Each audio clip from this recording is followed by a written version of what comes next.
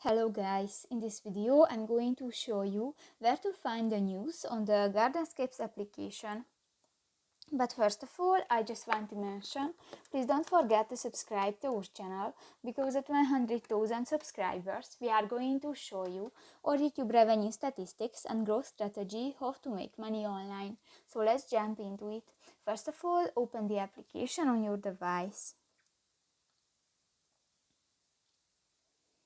This will take a few minutes when the application is uploading.